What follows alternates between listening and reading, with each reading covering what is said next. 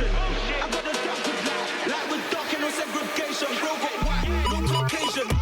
Jump out of dingers, jump out on the Rolls Royce. I'm in this town for a show, but the Kit Kats looking at me like a dope boy. Man, show enough love to the youngers, and if anything, man, rub out the old boys. These girls even shouting no wallet. Bam bam, step up and fling them stone boys. Eight man still turn video vixen. 2 hands on the lights, 2 hands on the box. Either way, tryna turn up this district. Tryna blow man's head. Off his shoulders close, I don't know about distance. My Latino things, sexy as fuck, but it's like she can barely speak English.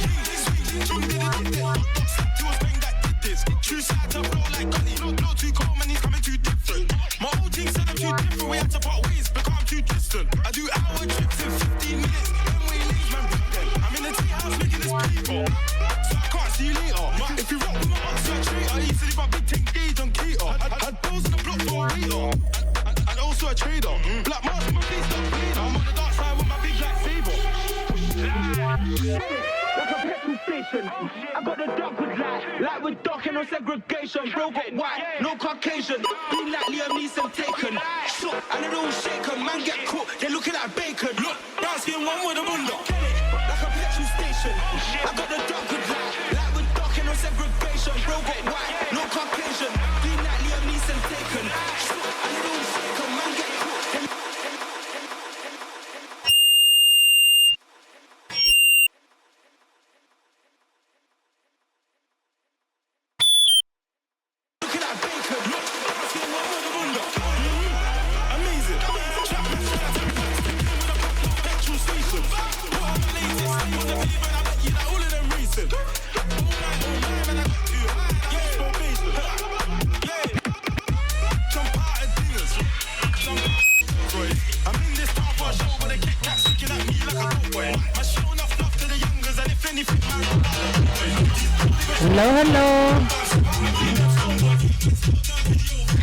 Hello. KOX Radio.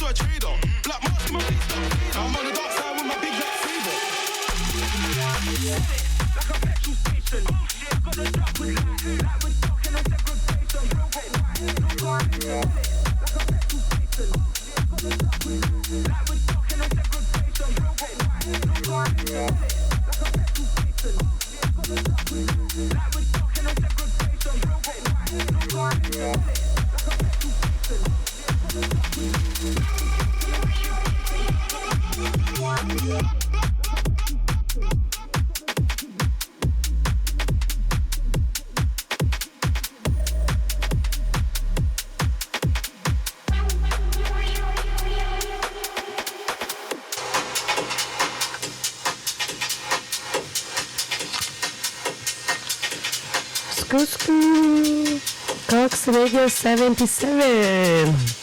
We are back from THF Radio and Alex Berlin. In this very unexpected rain evening, it was kind of sunny and nice weather 2 minutes ago, but now and now we are back though with super heavy rain. I don't know, but yeah, we are here. Mandy, our first guest, to warm us up a bit. So welcome, Mandy, to this radio show. Super happy to have you here today and discover more about you, your music, your background, and everything. Thank you so much for the invitation. So first of all, we know each other since more or less, I guess, 2 years. Thanks to her, I got my first booking in Berlin, in Prisma. I don't know if you know, it's this room of Kit Kat where they do a very nice and cool after party. And Mandy's been working there since a while now, no? Yeah, since winter 2024, I would say. Yes. Okay. Yeah. Yeah. And indeed, like I met her through this booking, and then like randomly in January I was in Thailand. She was in Thailand too. She started DJing. We also got a gig together, super randomly in Koh Phangan. So very nice time. And indeed, lately she's starting to mixing, like to DJ always more. And she has a very, let's say, diverse background because she play a bit of groove, a bit of house, a bit of techno with K. Also because she comes from different rave scene, so to say. She's not just like only Berlin techno background, like she listens a bit of everything, and that's what we like when people like indeed have more stuff to offer. But yeah, besides music, I also know you do also a lot of different stuff like tarot, like you experiment with a lot of different stuff in your private world. Yeah. But yeah, so just to start, do you want to tell us how did you start DJing? Because you did, like, we know that you're very connected with music, but what made you do the switch to say, okay, now I want to start? I actually was planning to do it like since a very long time already, and I don't know what was holding me back, mostly that I maybe did not have that equipment at home, but then at some point my mom gave me a DDJ for my birthday, and funny enough, in this time I had kind of like a situationship for a little bit. I was also a DJ, and he showed me a little bit, and then I just practiced, and at some point my collective, the KOX collective, asked me to play for them in a party, and I was like, oh my god, I'm so excited, I cannot do it, I'm not ready. But then, yeah, I was happy that I jumped over this, and did it. So, when did you start? What was the music style that you started first? So, the actual first tracks that I put in my DDJ when I got it was actually psychcore. Okay. That there's a lot going on, it's very fast, and I realized really quick it's very hard to mix it. So then I was like, okay, maybe and then I was like, okay, maybe I stick to something that I know for a very long time, which is techno, since I'm born and raised here in Berlin. Kind of grew up with it, and yeah, also I found out that it's a little bit easier to start with techno. Pretty easy schematic for and so on. Yeah. But indeed I wanted to ask you, because it's not so common to find someone from Berlin. So we're very happy to finally a Berlin in this radio show, not only international. No, not kidding, I'm also international myself. But indeed, how was growing up in Berlin for you with the music? Like, when did you start to go to your first club? Like, when did you start partying here? So actually there was, when I was 13 or so, there was a party in Tresor that was called Tresor Light. Okay. And you had a form where your parents had to fill out the form, and then you were allowed to go to this party. It was until, I think you have to be 15 was the maximum age you could go there. And so this was my first parties. I remember always the last track of this party was Sky and Sand from Paul Kalkbrenner. And but actually it got pretty quick then, I think, with, I don't know if I should say this here. I was maybe a little bit too early in clubs where I was not allowed. But I didn't know Trezor was doing this, because I don't think they're doing it right now. I don't think they're 50 years old going to bed. I don't know. It was always from 6 to 10 p.m. Okay. So, and they didn't sell alcohol there since it was only until 15 years. And yeah, it was Makes like sense. a 4-hour rave situation. Yeah. But cool. Well, you can say that your first club was Trezor. Yes. Like, mine was like Tomato in Kyoto. So no near as that type of story. That's the first club. So this is a good feeling to say, okay, how the future will develop if your first club is Trezor, but nice. And then you always listen to techno. Like, did you start to like techno from 15 already, or like were you listening to other stuff at the beginning? Actually, I was listening to techno, not actively, but I went to the Love Parade, I think, when I was 7 or 8. And my father was always also going to the Love Parade. My uncle was, I think he was also producing music, like techno. Okay.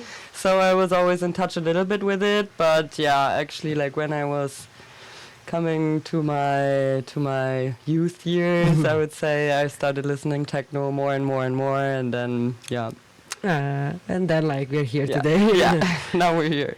And to work a bit in the nightlife, how did you start to work a bit in the nightlife, in club and so on? It was when I was coming back from a longer trip from traveling abroad, and I was in KitKat, and I had a friend who had a friend that was working there, and I was looking for a job since I just came back to Berlin. And yeah, then I started working in KitKat, first in awareness, then cash desk, and then developed even more and more and more. And yeah. And how is it? Do you find it hard also now, for example, that you're DJing, like, but DJing, working nightlife, how is it for you? I actually enjoy it the most. I really love it, but I would say now I do a little bit more things in the background and not doing bar or awareness. And the shifts that I work are actually not too much in the night, mostly since I do the after hour, which is 6 in the morning until 1 Early shift, p.m. very early. And then I have another event on Tuesdays, which is from 6 p.m. until 2 a.m., so it's not too hard. But yeah, I think working in the nightlife, you have to go through a lot of things, and you see a lot of people that are on substances and survive the night with this. And I must say, like, I developed not being on substances through working in the club scene, because I was thinking about it, was like, okay, no, it's not okay if you do that every day, and if you're here every day, you have to really do something else, otherwise you will have a problem sooner or later. And yeah, actually I'm really happy that I found this way. Indeed, like, you work a lot, you have this first contact with people that sometimes makes you realize, do I want to look like this? Yes. Maybe not. Also long term, indeed, if you keep doing, like, if you want to keep DJing and working, and then you can have fun from time to time, but if you start to have fun too frequently, it can be a bit dangerous, I think. Yeah, I think so too. Yeah. But indeed, I know, like, this event that you're organizing on Tuesday is on your own, or is it with your collective? It's with my collective, so the collective more or less takes the part of doing workshops, because for me it was important to do a party that is not only drinking and music, like to have also something cultural in it. So we have different workshops, from tattoo flash days to pussy crafting to I don't know what kind of things, funny things. Also like inwards journey and everything in between. We had macrame workshop, a lot of things. Yeah, so very cute, very cute. And plus you do also the open deck, no? Yeah, it's kind of open decks, but I do the booking always 1 month in advance. Okay. And yeah, but it's for newcomer artists, so they can play on a proper club setup. And yeah, I think it's very super cool idea indeed. Yeah. And how is the collective born? Like, I mean, I think you are more in this techno with K, more underground music genre, correct? Yes. Yeah, I would say it's more my hobby to be in the psychore, techy, a little bit more underground. Yeah, I came to this collective. It was already existing, I think, for a year. And I came to them through doing tarot readings, because they wanted to have a tarot reader that we can offer this on festivals and in the parties. And yeah, but yeah, now we're here, and we just had our first festival this year, which was also really cute. Nice. Yeah. How did it go? Like, did you play there as well, no? Yeah, I played there as well. The festival in general was super chaotic, but since the collective is called Chaos, I think it was pretty matching. We don't expect anything else than chaos. No, but for the chaos we had, it was really, really, really nice. And due to the chaos, actually, I had to play a gig actually at the prime time on Saturday from 10 until 12 p.m. So the dance floor was packed, and my DJ set was really, really nice. Where did you play there? I played tech there. Okay. Yeah. Because indeed I wanted to ask you, like, what do you prefer to play at the moment? Because we know that, like, so today you're here as a Kalimanda, so it's your kind of groove, techno, CH, alter ego, and then you have Mandatory, which is the house one. Yeah, right. And the techno with K? It's also Kalimanda. It's also Kalimanda. I feel like everything fast and driving is transformation and energy. Yeah, I like this. Okay, and Mandatory is more for the housey, vibes. Yeah, exactly. And which one do you prefer at the moment? It's always changing, I must say. Like hard groove and tech I definitely enjoy the most, but there are gigs where I really enjoy house also as well. If the energy is on the dance floor, and especially with house, there's a lot of lyrics and people can sing along and you see the happy faces when they know a track or so that's really cute. It's always fun, indeed. Yeah, I actually can't decide. It always depends on also a little bit on how many gigs in which genre I have at the moment. So if I played a lot of tech, then I feel like, okay, now it's a little more time for hard groove, or like this. It's nice to change between all of them. Yeah. And how did you get into hard groove at the moment? Like, because I know like it's also kind of a new thing a bit for you. Like how did you start like downloading track as well? Like, okay, now because also for me it was like recently I did my first techno with K set, and I was okay, now it's my time. I want to start to explore a new genre. Like, what made you like say, okay, let's start to dig into this new world? For me, it was always actually when I started playing techno, or like in general started playing or practicing. I started with Hypnotic Techno, which is, I would say, not too far away from hard groove. And in the beginning, I had a little bit of hard time telling if it's hypnotic or is it hard groove. So I maybe still by accident I already played hard groove before. Yeah. And yeah, like this actually. Just spontaneously. Mm-hmm. And so far, like, where did you play here in Berlin? Like, which club did you have the chance to play in? So yeah, mostly in Prisma for sure. Then I played in Weißer Hase. I played in a lot of bars. Which clubs? And Sensorium. Okay. Yeah. The old Ava. Yeah. Yeah, actually, I think. Yeah. Prisma is always a fun place to play. Yeah, definitely. And so, besides playing music, do you want also to produce? Are you producing? Do you have any plan to try also this in the future? Or yes, actually, I would love to learn it. Before, like a few years ago, I started rapping, but then I always like took some beats from YouTube and just did my own thing on it. But just recently I produced with a friend together. He's a producer, and I sit down with him together and I say, make this sound, or I don't know, we kind of put it together. And I also was rapping on that track. I didn't release it yet because I don't know, I listened to it so many times, I'm a little bit bored of it now. Okay, I'm curious to hear it. Yeah, I'm gonna show you one day. Yeah. But yeah, definitely my plan is to do more and more working with my voice. I want to do like some little mantras maybe on hard groove or so. Like I'm very indecisive in style, as you can tell. And so is it with producing or rapping, singing, whatever, on different styles. But I mean, like, now, for example, I've been DJing for 3 years, but I still change a lot from my first year, and I think I'm keep changing because also your music tastes change all the time. So what you like now, maybe you still like it in 1 year, but maybe in 1 year you like totally different stuff. So indeed, like, you have to follow what moves you more in the end, because indeed now is maybe house, groove, and techno with K. I don't know, maybe in 3 years just drum and bass. Yeah, maybe. Who knows? A new Anka. What is going to be the third one? Can be. But complicated also to manage all the different name, or? Yeah, actually, yeah.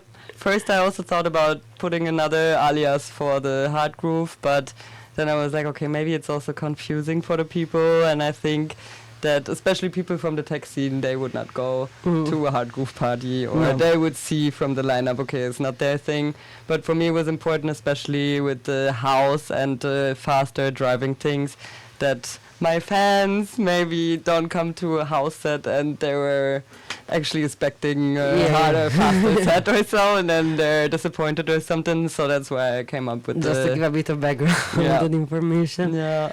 But I wanted to ask you, as indeed, like, you've been always in Berlin, you grew up here, and you've been in the music scene here for super long. How do you find the scene now? Also, now that you start to DJ, like, how do you think is the scene now, maybe compared to when you grew up? Because my personal experience, I've been in Berlin 10 years. I can see a lot of difference pre-COVID and after COVID. Also, the scene now is like, I can see a lot of difference from some years before to now. You that, for example, you always been a bit here in the club scene. How do you feel it? How do you live it? Like, also this new generation of ravers? I don't know. Yeah, I feel like there's a lot of parties that I don't resonate so much with anymore, and I would say I also don't go too much to parties myself privately anymore.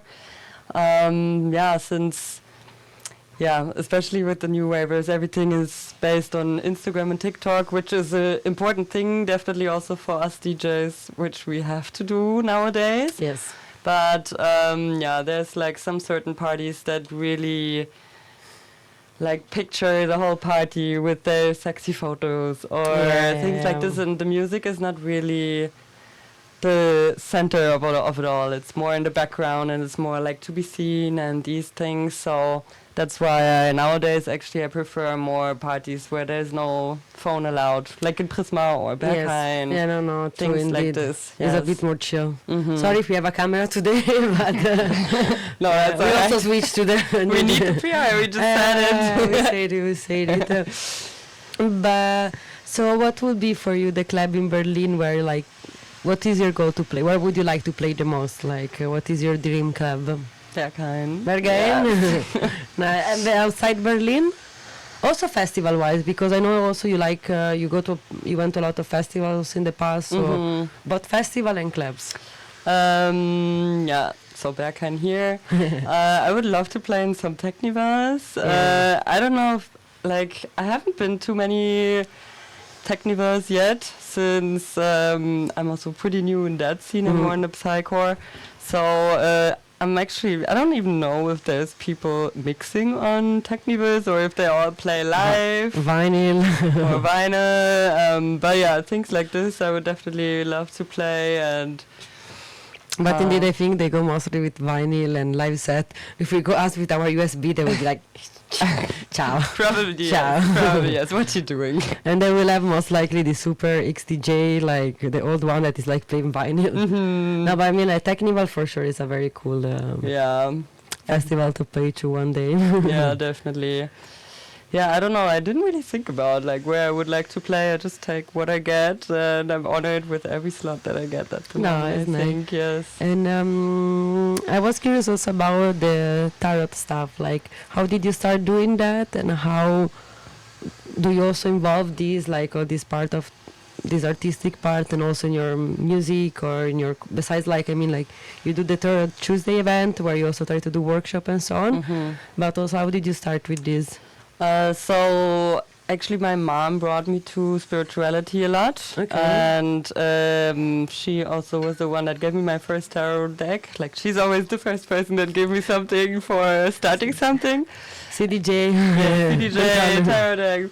And so I just started learning everything and getting the memory of all the cards, and I always felt like I always had a very good intuition for it, to also picture what the cards are saying with the situation of the person I'm doing the reading for. And I also feel like the music is kind of a spiritual thing where you transfer some energies. It's actually pretty matching to the first track I prepared for today. So nice. Yeah. Okay, cool. And do you do also other stuff, besides tarot, or? I'm open for a lot of things, yes. I also offer workshops and festivals or so for tarot. I also do Reiki healing, which I'm not so much into at the moment, but it's still always energy work, and I think Reiki is just to give it a name. But definitely working with energies is something we do all the time, and many people are not aware of it, I would say. But also as a DJ, you do energy work. In the end, yes, totally. You control the energy of people. 100%. You can give them good energy or bad energy. Depend on their music taste and the DJ skills. Definitely. Yeah, I also feel like that. It's also something like reading the crowd. What they want is also taking the energy. What do they want, or what do they like, and to have a good feeling for that, for sure. Nice. And would you like also to involve this more on parties or on event? Yes, I also just recently did like sober waving workshops in the festival we did, which I also really like because I think it's also a very important topic, especially today. And yeah, especially also for the new wavers that we were just talking about. I had a conversation once with another party organizer, and he told me that a lot of people during COVID, they didn't learn how to party in clubs. And because they didn't have the chance, like they started partying at home in a safe space, and now they're in the club scene and they're under influence of some things and they don't know how to react, or like it's a lot for them. And so this is a very important topic for me also, sober raving. Very cool. Yeah. And but indeed, what are the main topics? Like, which kind of guidance do you give in this workshop regarding sober raving? It's more like a talk. Like I have some questions, and it's also for me always interesting because you get other intentions or other thoughts of people where I didn't think about, or. Yeah, it's always really interesting to share just what the people experienced during sober raving, if they did, or if they want to do it, if it's a hard time for them, and these things.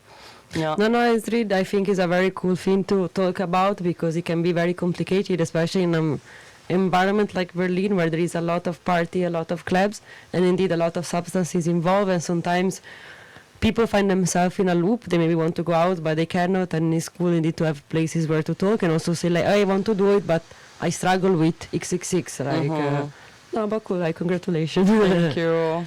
Yeah.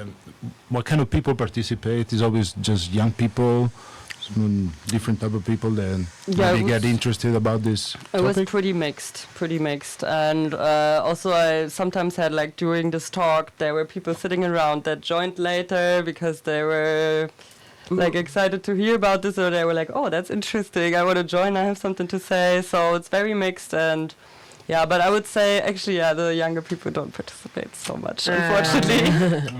The young people are still in the boom of they're having fun. In 10 years, maybe they will be, I should have attended that workshop. Probably. But nice.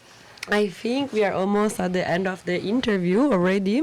I wanted to ask indeed, like, if you want to tell us if you have any upcoming gig where we can find you in the next week, and just what's up, what's coming next. Yes, I'm playing on Friday with a friend Domovnica in Weißer Hase. On Saturday I play as mandatory a house gig somewhere at Kudam. I'm not really sure where it is. Okay. And yeah, on Sunday I'm working in Clubkneipe in Prisma, so come over for a drink. Nice. Well, also we'll be in Prisma on the 30th of July. We are both yes. I play the opening, she played the closing. Yes. But yeah, so guys, we see you all on the 30th of July. If you don't come, house for both from Prisma. No. Exactly. And but yeah, thanks a lot for being here today. It was a pleasure to talk with you, and yeah, we are looking forward to your set and the first magic track. Thank you so much. See you in an hour.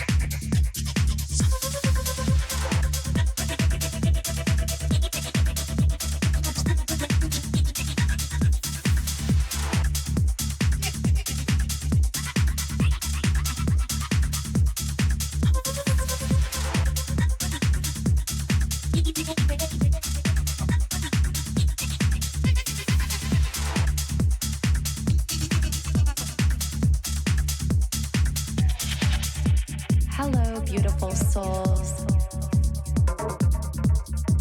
My name is Infinity, and this is Magnetize Yourself.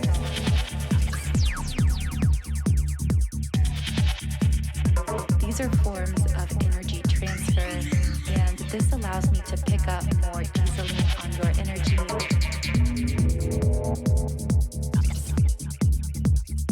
And channel more specifically for you and your situation.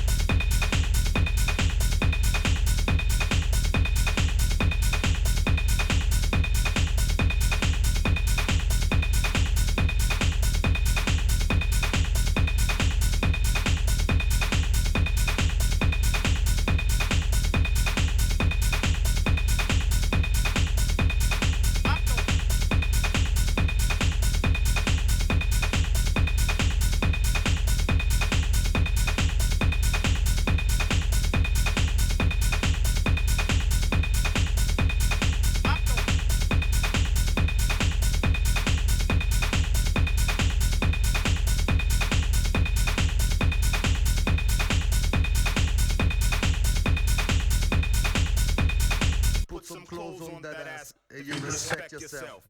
Put some clothes on that ass and you respect yourself. Whoa! Put some clothes on your ass. No. Nice last track. Thank you, Mandy. It was an amazing to have you.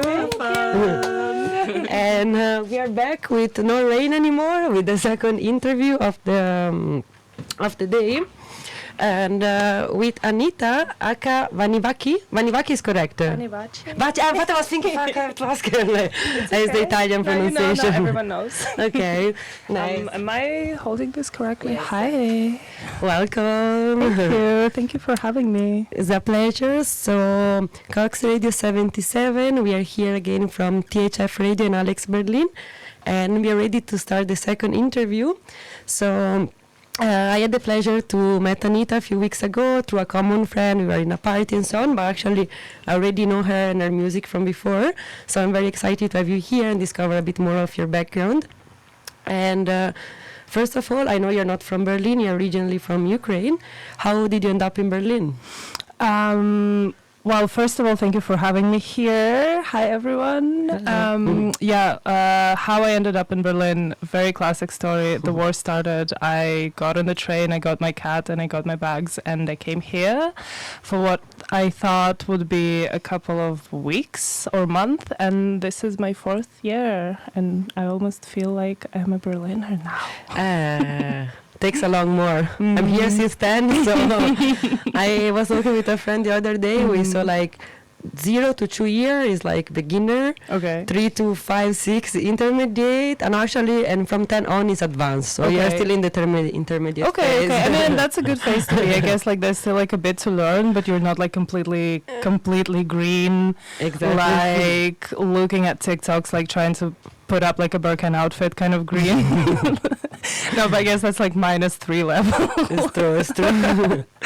Yeah, but it's beautiful to be here in Berlin, and there's so much great music and so much to discover and so many great people to meet like yourself. Thank you.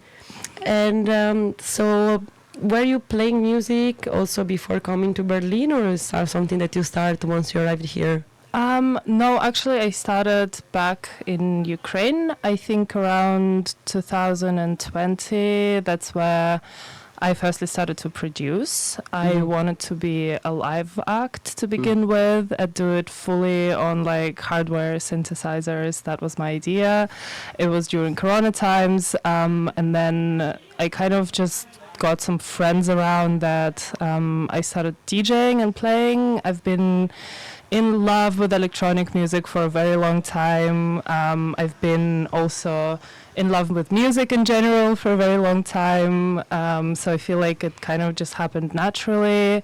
But yes, I was playing back in Kiev, and I think it was like a great time for our scene in like 2021 as well, where everyone in Europe was locked down and we had the crazy parties all the time. Indeed. I don't know how healthy this is, but it is what it is. True. Yeah, so I feel like I came here already with a little bit of the background, but I think it's been growing ever since. Okay. So first thing that you did was buying a synthesizer. I bought an Electribe A61. It's this red one. I still have it, and I still love it. Rocco is our special for live set. Yeah, amazing. I actually completely switched to Ableton since then. I have Push 3, which kind of, I guess, starting counts. with Electron is kind of, it's kind of a big, it's a gamble. The synth guy is like sneaking into the interior. Get back to hardware. If you start with the Electron, you start with the, how was the approach with the, I don't know. I started with Electribe though, not the Electron. Electribe. Yeah, it's just like it's an older machine. It's from the 2000s. Sure. Yeah. Nice. Yeah, I've never actually touched an Electron in my life. I don't know. Maybe for the best. Oh, the Electron haters. Me neither. Yeah, I had a Minilog too. Me too. Yeah. Minilog I love. It's very, very nice. Is okay, yeah. I was gonna say, is this why you hate it? But I guess no. You say you switched to Ableton. Why would you say was something missing from working with hardware? Actually, when I moved to Berlin, I didn't bring my hardware with me originally because I thought I'm moving back to Kiev. And I was like, okay, I gotta write on something. And then I dived into, so before I was doing the synths and I was recording in Logic, which is a little bit unconventional, but I felt like I'm kind of different. Like everyone's in Ableton and I'm in Logic. I want to be special. I am so special. Yeah, so here also a friend of mine was like, just do it in Ableton because it's so good. And I feel like, yeah, it has a lot of freedom and varieties and potentials. And I use, this is not sponsored by Ableton, by the way. Yeah, but I use Push 3 now for lives. And I feel like it can take like 100 years to get to know everything that you can do in the machines like that. Yeah. I mean, I think in the end, I know also a lot of friends that have more live set a lot of time, then they switch also to Ableton because it's a big struggle. I imagine also for you, like when you have to do live set to pack a luggage full of everything and bring it there. I mean, like the effect is different, but in the end it can be also more complicated to move it around, I guess. For sure. I think what I have now is like Push and then this vocal pedal and I have like a TR8S as well. That's perfect to fit in the hand luggage. Okay. This is a really weird thing, but like the hand luggage you can take with you if you have to play somewhere where you have to fly. But I don't understand how do those people do it with, just shipping the boxes to the airline and not knowing what they're going to get back or if they're going to get it back. Yeah, it's scary. Like, it would be really scary for me. Yeah, indeed. Yeah, so it's not like a primarily thing why you decide to use this or that.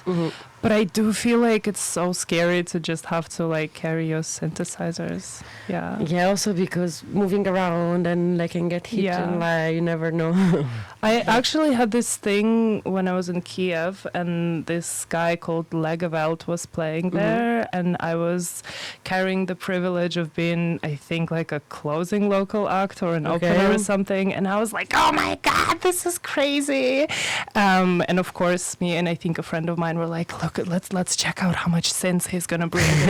He had this like things on YouTube with all these like crazy synthesizers, and he came with a laptop and like a MIDI controller or something. And we were like, what the heck is this? And I pay for this? Yeah, and he was like, guys, it's 2021. Like, of course, I just sampled my synths. Why would I carry them there? And that was actually really shocking for me, because I genuinely thought that like all those crazy synth guys would always bring the crazy synths with them, and he haven't. But his set was still amazing. I believe it. No, I mean, like, but indeed, like future, like technology advance, and so live set, I guess. So you have a studio here in Berlin, or you still do it at home now? With Home just studio. Okay. Yeah, okay. just like a table.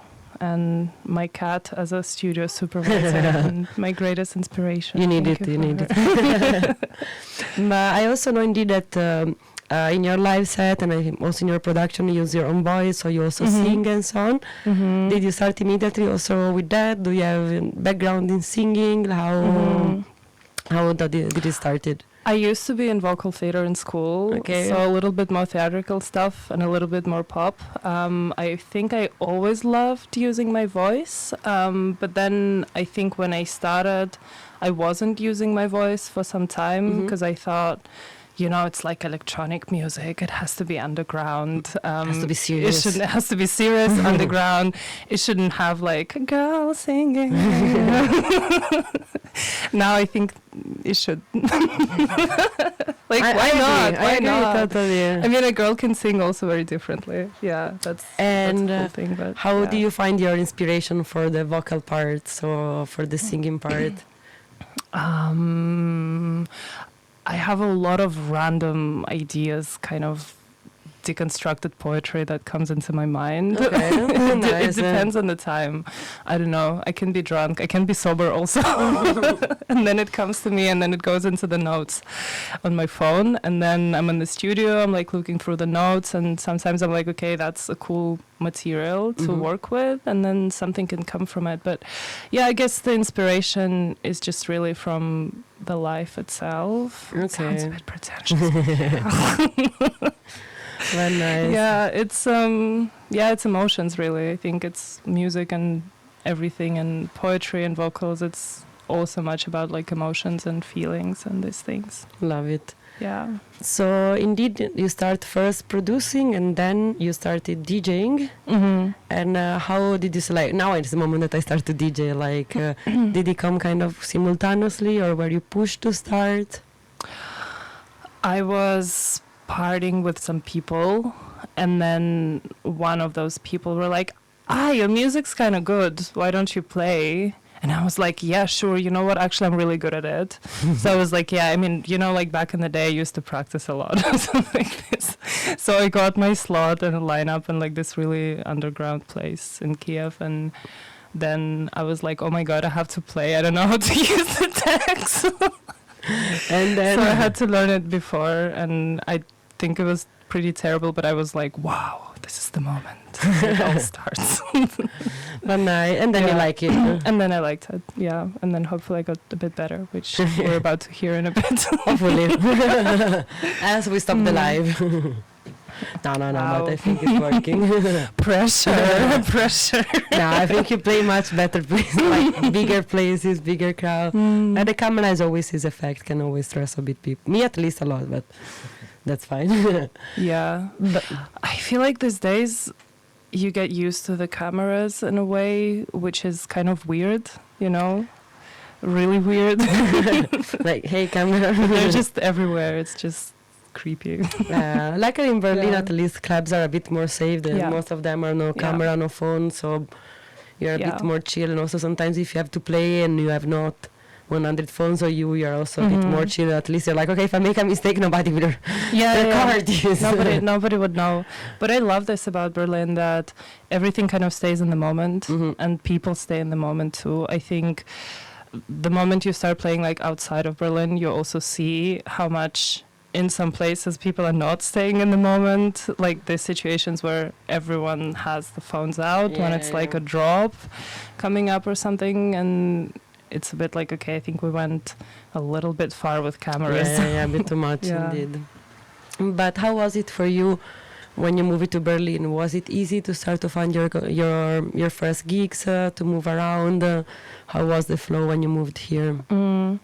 I think I was a bit blessed to be part of Ukrainian collective. Shout out to Veselka.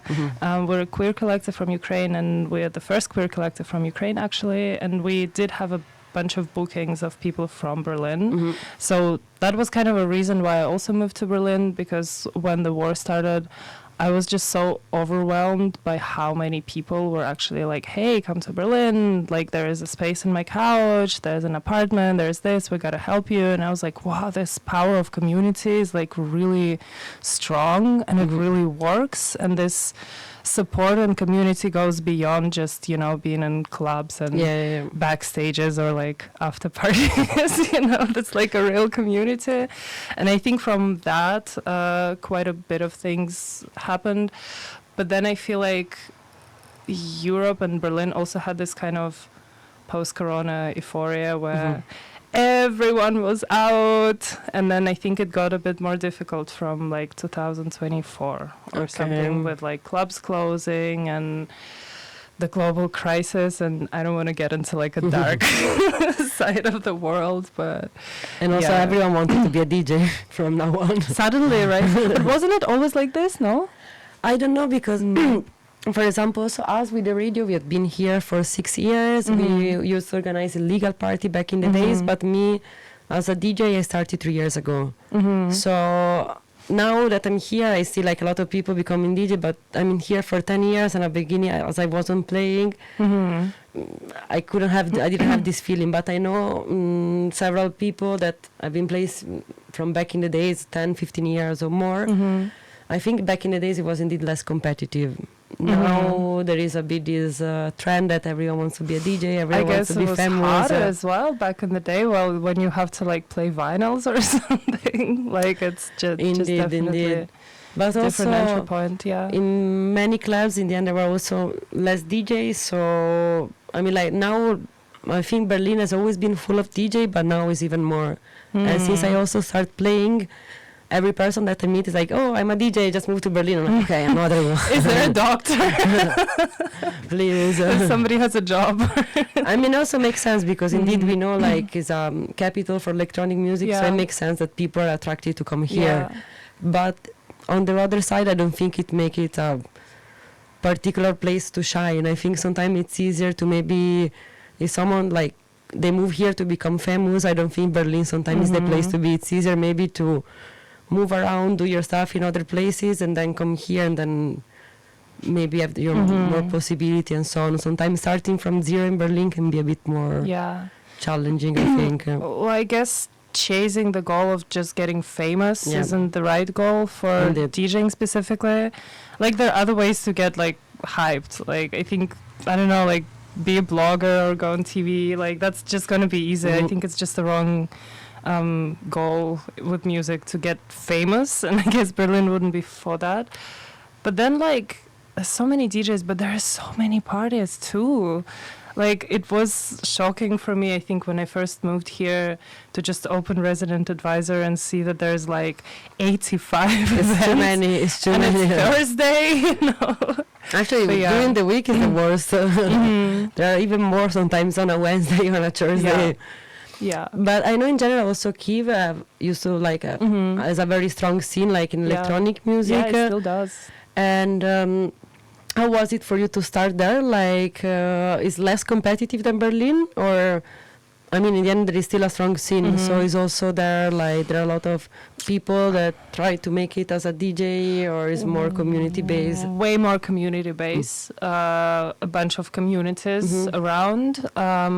Way fewer clubs than here. Honestly, way fewer people wanting to be a DJ for sure.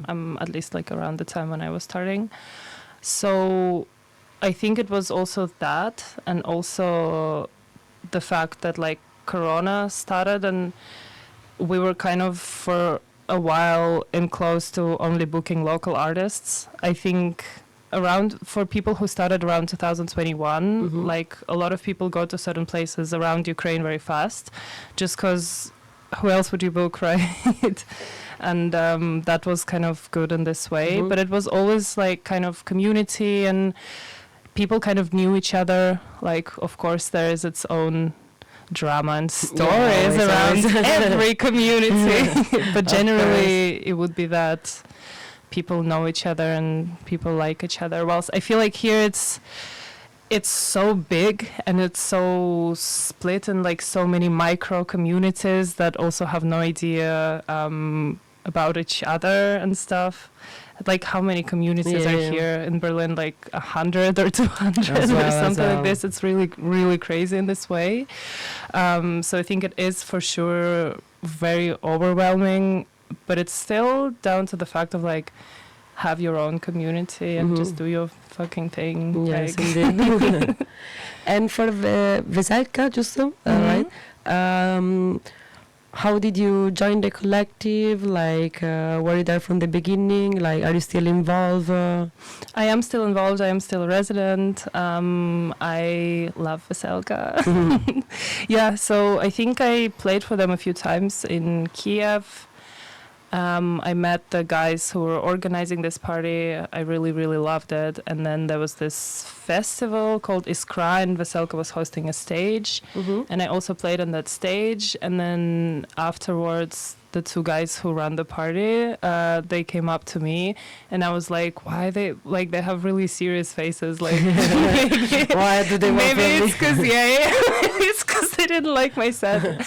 And they were like, I think that was just the best thing we heard, and we would love you to be our resident. Nice. Yeah, nice. and at that time I was like, wow, that is so sick. But I think my approach back then was like that Veselka is this like big thing that is happening in Kiev, and I just started playing, and it's sort of like this, they're like my mothers, like my gay mothers, love them kind of thing. Good. But then I feel like after we all moved to Europe because of the war and everything, it became way more of that everyone, a resident or like an owner of the collective, is just like part of this whole organism that are helping each other on, just doing our things. Okay, nice.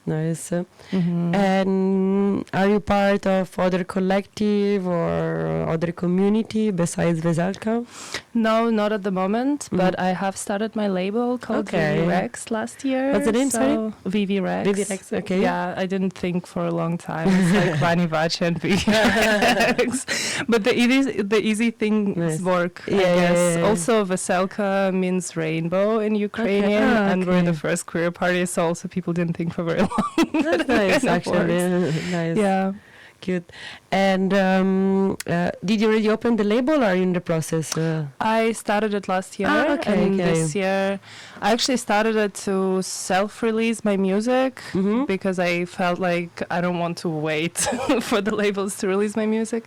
And then this year I was like, why just releasing my music is so boring? I should also release other artists. And I had my first VA the beginning of this year, and I'm working on the second one. Nice. I've done a few events here, and also in Warsaw was my first like outside of Berlin kind of thing. Okay. And it's really beautiful because I feel like very in like these small steps and step by step I'm also growing a community, but I don't know what's gonna come out of this community yet. We'll see. It's almost like this magic of stepping into this unknown and creating something and seeing also how the people are reacting to it. And I was like, whoa, it's gonna take time, but what is it gonna blossom into? I don't know. We'll see. Very curious to see. And which kind of music do you focus in your label? Or are you pretty open, pretty diverse, or you have a main genre? Mostly techno and groovy side of techno. I also want to release as many female artists and girls as possible. Like, I actually had a bunch of thoughts on this. At first, I thought that it should be the Flinta only label. But then I felt like there's so many great producers, like in general, that I love and I would love to release because I love their music. So I decided not to go for just this kind of radical approach to this, but I still would love to hear and get as many girls making good music as possible, of course. And girls, I mean like all the Flinta spectrum of that. But generally techno and groove, also trancey stuff, Yeah, of yeah, course. yeah. But I feel like also I want to have like one compilation where it will be artists who are known for techno, but it's just their B-sides and like their experiments and their different music, like maybe something that haven't seen like the light of the day because it's too weird for it. That would be cool too. Because I personally have a lot of music like this. Yeah. Okay, Like good to know. slower, experimental, like weirder. Yeah. Nice, nice. So people, if you're listening and want to release some music, Yes, please drop me a text. And how is it so far to manage the label? Is it complicated, or did you struggle a bit? What was the most complicated part that you encountered so far? I was actually really surprised how easy it is to start the label and how hard it is to actually like grow it in a way. So to start it and to release it, if we're just talking digital, although I am planning vinyls in the future, but that's future. If you just want to like start something and digitally release it on like Bandcamp, that can take you like an hour. If you want a digital distributor, that's also not a very hard work. But how to get your music heard, how to get your music in the right places. Also, like I love curation and putting music together and concepts together. But like chasing artists, it's just like, when are you gonna send the track? Yeah, in a bit. Sorry, I'm traveling. Like, complicated. Yeah, it's complicated. I think it's this part, but I feel like I've arrived to this place where I'm like, it's gonna take time, and I will allow it as much time as needed. That makes sense. Also because better not to rush it. Like I'm not in a rush with this. Yeah. Also because label, I think, are long time project. So it's good to give it the right time, efforts, and curation also on the back, because you never know how it's going to be. Yeah. I feel like it's this ever growing and ever evolving thing. By the way, I have a question that I forgot to ask you at the beginning. What does it mean, Vani Vachi? So interesting, great question. Actually, so I'm half Indian. Okay. Well, in fact, Bengali, and my my father is from that side of the world. And there's this story in Hindu mythology about the two twins, Vani and Vachi, who came from the space and brought music to the earth. And it's kind of deep. Who? We have an Indian in our collective. Where is he? That's so cool. Hi. Also passionate for history and that is especially also amazing. from his heritage. So he would know for sure. That is amazing. I think we'll go into details probably. Better is not here. Otherwise, we'll be 30 minutes talking only about this. I mean, I would love to hear more about this, of course, because for me it was a bit more that I've never grew up there, and I feel like really disconnected. I don't speak Bangla or Hindi also. Like I feel really disconnected from that side of my culture, but I feel like the blood's still here. So I felt like also for my creative projects, it would be good to have like a reference there.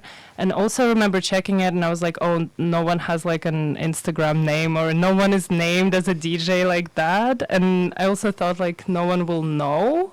And it just kind of sounds cool. And consequently, I've been getting this from many queer collectives where I play, that it's like, it sounds like a drag name. And I'm like, yes, girl. No, to me it sounded a bit the first time that I heard it. You know, Vani Vachi? Yeah, I got it. I got it to the fuck. I had no idea about who Vani Vachi is. No, it's super amazing. This kind of pop. I hope he doesn't think I'm copying. No. But I like the. It's a bit of a romantic name, kind of. But with this, like, I had a few friends who aren't really deep in the electronic music who were sending me this like major like Tomorrowland something posters with Vani Vachi, and they're like, "Are you playing this?" No, not yet. Maybe one day I should just take his slot. Oh, it's me. No one's gonna notice, it's just two letters, you know. Yeah, the same. Would you like to play at Tomorrowland? Hi, book me. No, I'd say like I wouldn't say no, right? I wouldn't say no. But I don't think it's the dream. What is your dream festival to play? Great question. My dream festival, dream club. Dream festival and dream club. I need more time than I have. Yeah. I don't know. I don't know. It's just okay. like I feel like I'm getting Tomorrowland. No. Then we keep tomorrow. Can you cut this? cut. No, Yeah. okay. No, we understand sometimes it can be complicated. But indeed, here in Berlin, what's the club that you play that you like the most? Like, what's your favorite club here? To play Robust Main Room RSO because of the Nice. sound system. Yeah, like the sound RSO is system always is insanely good. It's amazing. I felt like it was such a blessing to play in Tresor downstairs as well, just because you kind of feel the history for real. yeah, it is indeed. Yeah. I mean, the dream club for Berlin, that is incredibly basic, but I would absolutely not say no to Berka. One day. And future gigs in the coming weeks, where can we see you playing? Playing in... where am I playing, actually? Next question. Wait, I'm playing in Tresor in the middle of August, and then I'm playing at this really cool event that we're doing with Veselka it's during Rave the Planet. Okay.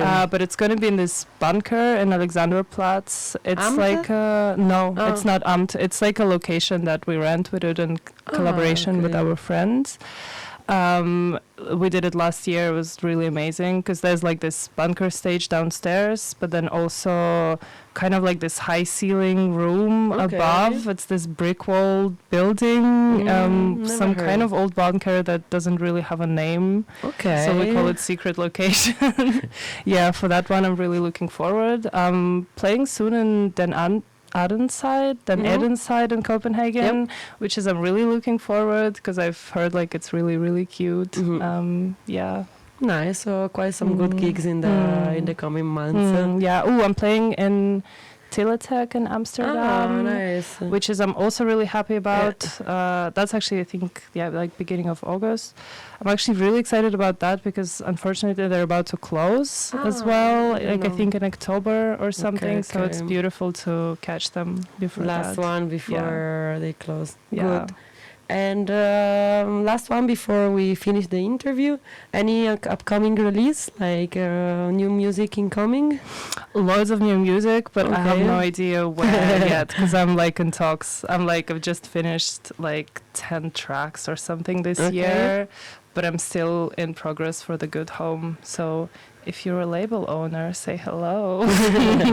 So you're looking about to release another label, but will you also keep self-releasing? Yeah. Okay. I think both, of course. But I feel like being part of like other communities is really beautiful. Yeah, no, too. of course. But looking forward to listen to your new music and for your DJ set now. Let's see if you're good. Thank you. Oh, wow. No pressure. Look at this host. No pressure, but let's see if you're good. No. But no, thanks a lot for being here. You. It was a pleasure. And for us, we are back in 4 weeks. Hopefully still going to be summer in Berlin. Let's hope so. Yay, summer. And rain. See you soon. Thank you. Bye-bye. Vani Vachi.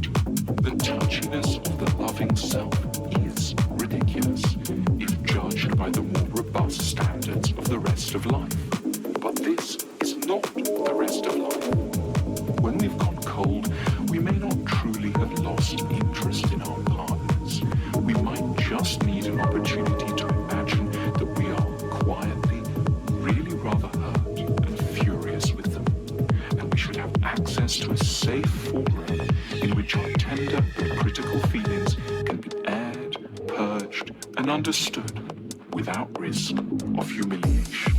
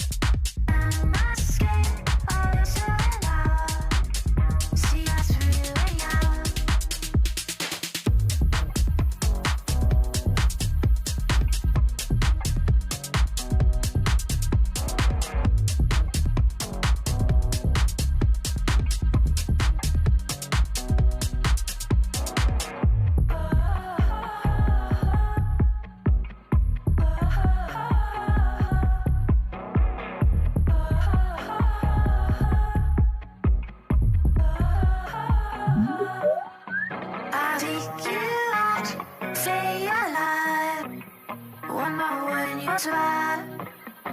And I'm not scared of your surrender. See right through you and you. I'm serene. I'll ease your strain. I'll ease your strain.